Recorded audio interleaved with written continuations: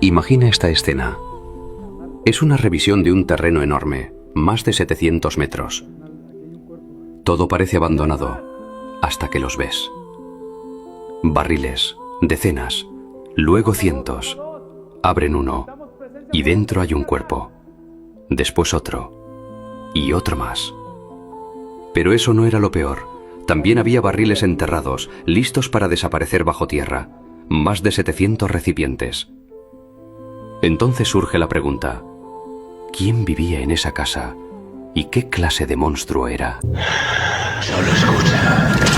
Los expedientes X están siendo revelados. Entonces ahí adentro había como barriles. Cada barril estaba en un hueco. Y dentro del barril siempre había un cuerpo. Todo el barrio está asustado. Adentro se ve como un cilindro. No es solo uno, hay varios. Revisa la casa, seguro hay más.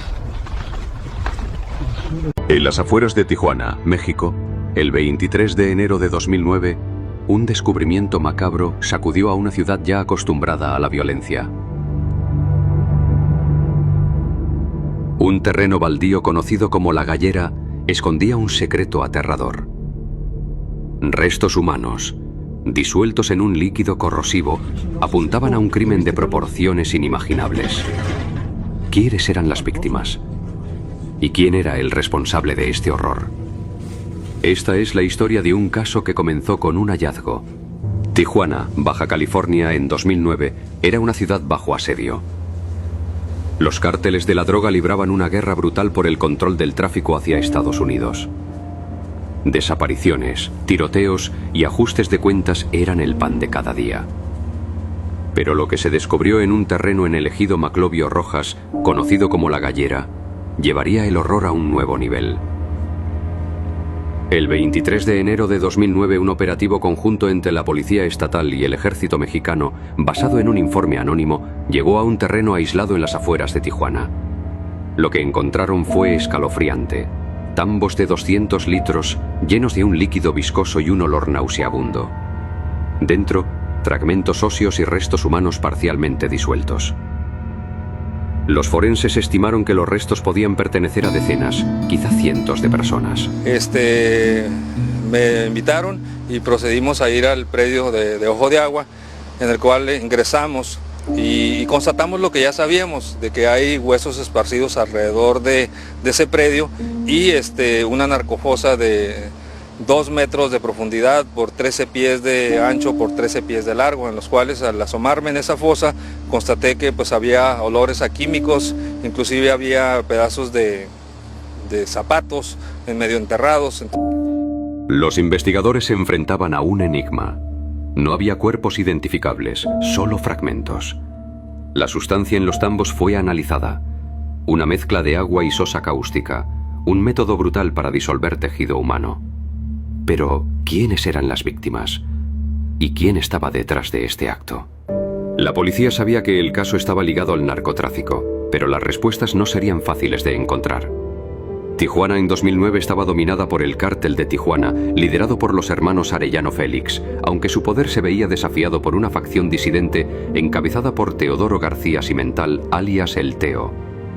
Las desapariciones eran comunes, pero los restos en La Gallera sugerían un nivel de organización criminal nunca antes visto. En los últimos años, 2 organizaciones criminales importantes del país han mantenido una alianza estratégica. No es algo oficial, pero ha sido una cooperación para enfrentar a un enemigo común que también disputa el control del territorio. Según algunos ex socios del Mencho que fueron capturados, fue el Mencho quien enseñó a los Arellano a usar los ácidos para desaparecer cuerpos. La policía comenzó a investigar, buscando pistas sobre quién podría estar detrás de este método tan cruel. Los primeros sospechosos surgieron rápidamente.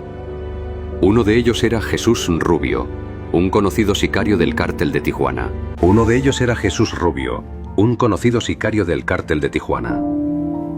Rubio, de 38 años, había sido visto en la zona de Maclovio Rojas semanas antes del hallazgo. Los informantes aseguraban que trabajaba directamente para los Arellano Félix y que tenía un historial de violencia. A veces veíamos a Rubio rondando por aquí. Siempre estaba con tipos armados en camionetas negras. Decían que él se encargaba de limpiar los problemas del cartel. Cuando encontraron esos tambos, todos pensamos que él podía estar involucrado. Pero Rubio no era el único sospechoso. Otro nombre surgió: Marcos Peña, un transportista local de 45 años que trabajaba ocasionalmente para el cártel. Peña había sido detenido en 2008 por posesión de armas y tenía deudas con figuras del narcotráfico. Su camión fue visto cerca de La Gallera días antes del operativo. Cuando trabajamos en el caso, sabíamos que Peña era un candidato lógico. Sabíamos que estaba desesperado por dinero y los carteles usan eso para contratar gente. Ya factura. Con 2 sospechosos iniciales, los investigadores comenzaron a buscar pruebas físicas. En La Gallera encontraron huellas de neumáticos que coincidían con una camioneta común en Tijuana, pero no era suficiente para señalar a alguien. Los tambos no tenían huellas dactilares claras y los restos óseos eran demasiado pequeños para identificar a las víctimas de inmediato. Sin embargo, un detalle llamó la atención: una factura encontrada cerca del terreno de una ferretería local por la compra de sosa cáustica el 15 de enero de 2009. La factura era una pista crucial. La sosa cáustica no es algo que compras todos los días en esas cantidades. Sabíamos que alguien la había usado para disolver los cuerpos, pero ¿quién? La factura no tenía nombre, solo una fecha y un lugar. Era un hilo del que tirar. Mientras los forenses trabajaban contrarreloj para analizar los restos, la ciudad de Tijuana vivía con miedo. Las familias de cientos de desaparecidos comenzaron a exigir respuestas.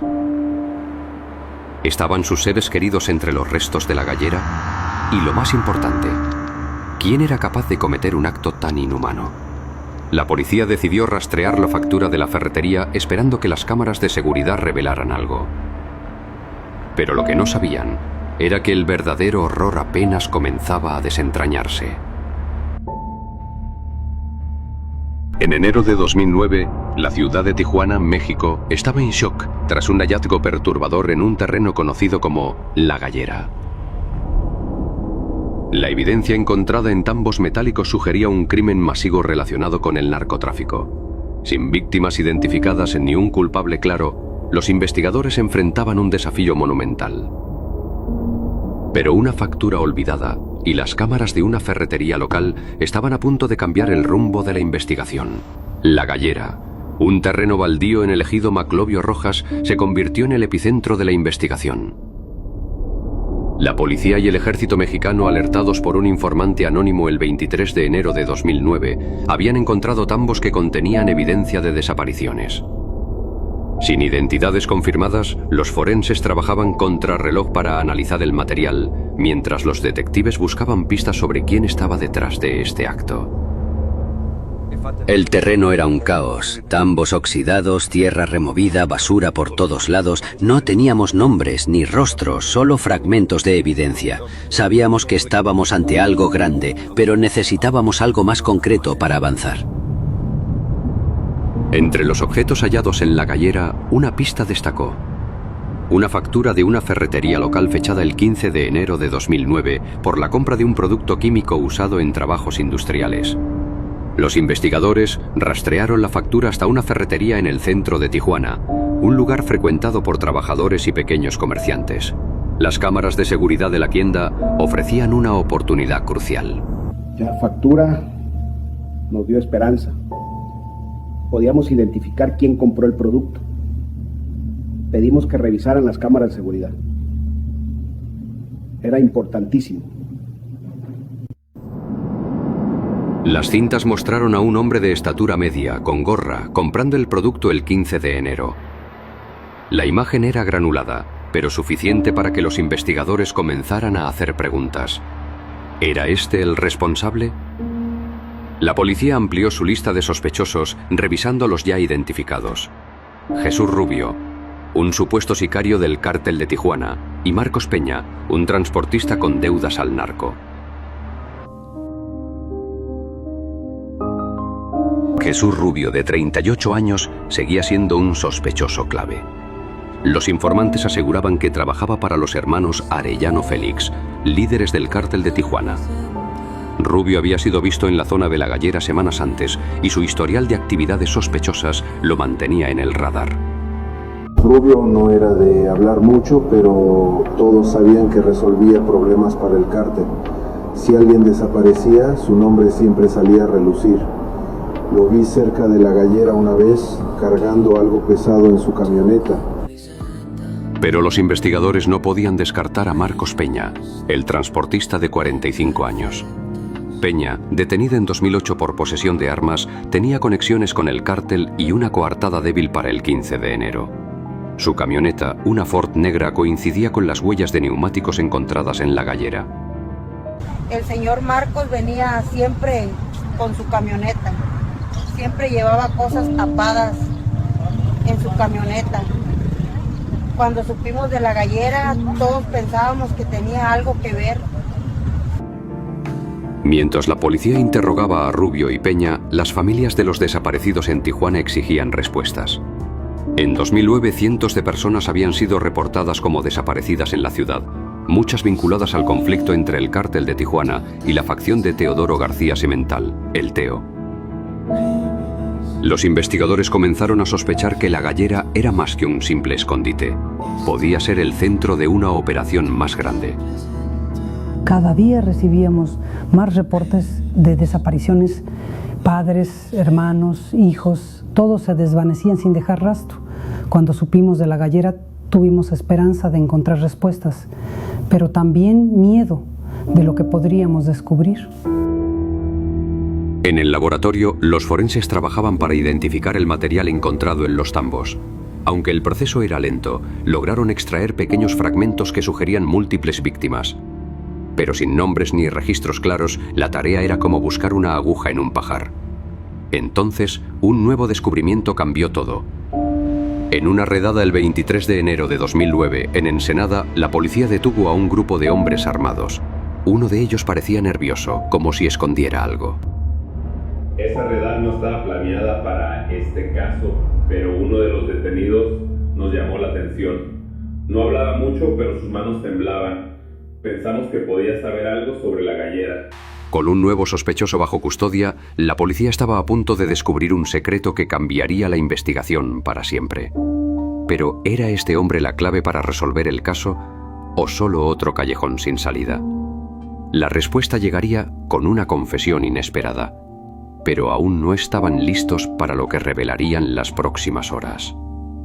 La investigación sobre el hallazgo en La Gallera, un terreno baldío en las afueras de Tijuana, México, tomaba un rumbo inesperado. Un hombre detenido en una redada en Ensenada parecía saber más de lo que decía. Mientras las familias de los desaparecidos exigían respuestas, una confesión estaba a punto de cambiarlo todo. Pero, ¿era este hombre el responsable del horror en La Gallera o solo una pieza más en un rompecabezas mucho mayor? Ese hombre era bajito, calladito, no decía nada. Pero cuando le hablamos de La Gallera, su cara cambió. Estaba temblando mucho, se notaba sus nervios. Y luego nos contó la verdad. Nos quedamos así. El detenido, un exalbañil de Guamúchil, Sinaloa, admitió haber trabajado para una facción del cártel de Tijuana liderada por Teodoro García Semental, conocido como el Teo. Dijo que desde 1996 su tarea era deshacerse de evidencia relacionada con las actividades del cártel. Pero se negó a dar detalles específicos, asegurando que solo seguía órdenes. Los investigadores, sin embargo, sospechaban que sabía mucho más. La confesión del detenido, aunque vaga, señaló a La Gallera como un lugar clave en las operaciones del cártel. Pero los investigadores aún tenían dudas. ¿Era este hombre el cerebro detrás de lo encontrado en los tambos o solo un peón en un esquema mayor? Mientras la policía seguía estas pistas, la presión crecía. En Tijuana, las familias de cientos de desaparecidos se reunían exigiendo justicia. El hallazgo en La Gallera había despertado esperanzas de encontrar respuestas, pero también miedo. ¿Estaban sus seres queridos entre la evidencia encontrada? Activistas como las Madres Buscadoras de Tijuana comenzaron a presionar a las autoridades pidiendo que se identificaran los restos. En el laboratorio, los forenses luchaban por identificar el material encontrado en la gallera. Los fragmentos eran mínimos, lo que dificultaba obtener resultados claros. Pero un avance llegó cuando lograron extraer ADN de algunos restos. Aunque no podían identificar nombres aún, confirmaron que el material pertenecía a múltiples personas, lo que sugería un crimen de gran escala. Con este nuevo dato, los investigadores volvieron al hombre detenido en Ensenada. Bajo presión, ofreció más información. Admitió haber trabajado en la gallera por años, siguiendo órdenes de El Teo. Dijo que usaba productos químicos para eliminar evidencia, pero insistió en que no conocía a las víctimas. Sus palabras eran escalofriantes, pero incompletas. ¿Estaba diciendo toda la verdad o protegía a alguien más? Su confesión nos dio una pista, pero también más preguntas. Hablaba como si fuera solo un trabajador, no el cerebro, pero la cantidad de evidencia en la gallera sugería que sabía más de lo que decía. Necesitábamos pruebas concretas para avanzar. Tras los investigadores profundizaban en la confesión, una nueva pista emergió. Un informante anónimo reveló que la gallera no era el único lugar donde se eliminaba evidencia. Otros terrenos en Tijuana podían estar conectados. La policía organizó operativos para buscar más sitios, mientras la comunidad de Tijuana contenía el aliento, temiendo lo que podrían encontrar. En enero de 2009, la ciudad de Tijuana, México, estaba al borde del colapso. El hallazgo en La Gallera, un terreno baldío lleno de evidencia de desapariciones masivas, había sacudido a la comunidad. Pero, ¿qué lecciones deja este caso para Tijuana y para el mundo? Santiago Meza López confesó en voz baja, casi sin mirarlos a los ojos. Desaparecí cientos de cuerpos, pero yo solo era el que limpiaba. Un trabajador más. Trabajó primero para el cártel de Tijuana, luego directamente bajo las órdenes de los hermanos Arellano Félix. Allí aprendió el arte oscuro. Barriles de sosa cáustica, agua hirviendo, horas removiendo hasta que solo quedaban dientes y fragmentos imposibles de identificar. Y todo empezó con una lección personalizada cara a cara del propio Mencho. Técnicas que se exportaron, que se perfeccionaron, que borraron vidas enteras. El Mencho, él les enseñó y luego me explicaron a mí. Así todo cínico el muchacho. Según declaraciones recogidas en la investigación, se utilizaban productos químicos industriales para eliminar cualquier rastro. Un procedimiento diseñado para destruir evidencia por completo. Ese método, afirmaron, lo habrían aprendido de sus superiores. Efraín Pérez y Jorge Aureliano Félix, quienes a su vez señalaban que el proceso provenía directamente de las prácticas atribuidas a Rubén Nemesio Oseguera Cervantes, conocido como el Mencho. Un sistema transmitido como parte de una estructura criminal, donde el objetivo no era solo cometer el crimen, sino borrar toda huella de su existencia. Era un tipo bajito, un poco tonto, parece que no se daba cuenta de lo que estaba haciendo. A simple vista era muy manipulable. Dijo que perdió la cuenta, que no sabía cuántos había desaparecido. Los investigadores estimaron que los restos en la gallera podían estar ligados a entre 300 y miles de víctimas, aunque identificarlas era casi imposible debido al método utilizado. Cuando supimos lo que Meza López había hecho, fue como perder la esperanza. ¿Cómo encuentras a tus seres queridos si no queda nada? Las familias seguimos buscando, pero la verdad nos rompió el corazón. Queríamos justicia, pero también respuestas. La confesión de Meza López descartó a los otros sospechosos, Jesús Rubio y Marcos Peña. Rubio, un supuesto sicario, tenía una coartada sólida y Peña, el transportista, solo estaba vinculado al cártel por deudas menores. La policía confirmó que Meza López actuaba bajo órdenes directas de El Teo, quien lideraba una facción violenta del cártel. Pero la pregunta seguía: ¿por qué Meza López, un hombre común, se involucró en algo tan grave? Meza López contó que entró al cártel tras un incidente personal en los años 90. Desesperado por mantener a su familia, aceptó un trabajo que parecía simple, pero que lo llevó a un camino sin retorno. En su confesión dijo que ganaba $600 a la semana por su labor, una suma que lo ató al cártel por más de una década. Pero su historia no generó compasión, solo horror. En 2015, Meza López fue sentenciado a 10 años de prisión por inhumación clandestina, pero su caso no terminó ahí. En 2024, un tribunal federal en México lo condenó a 30 años y 8 meses adicionales por secuestro y delincuencia organizada. Desde su celda en el Centro Federal de Readaptación Social número 1 en Almoloya de Juárez, Meza López sigue siendo una figura que simboliza el alcance del narcotráfico en Tijuana. Pero su sentencia no cerró las heridas de las familias. Meza López nos dio respuestas, pero no justicia completa. Las familias querían saber quiénes eran las víctimas, pero eso era casi imposible. Su confesión mostró cómo el cartel usaba a personas comunes para sus crímenes y eso es algo que no olvidaremos. El caso de la Gallera dejó a Tijuana marcada para siempre. Los terrenos baldíos, una vez ignorados, se convirtieron en símbolos de pérdida. Las familias siguen buscando a sus seres queridos y los activistas, como las madres buscadoras, no han dejado de exigir verdad.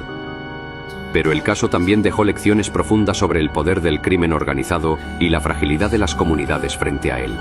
En otra información, en Tijuana, Baja California, fue encontrado un predio en donde Santiago Meza López, alias El Pozolero, dejaba los restos de las víctimas que deshacía ácido.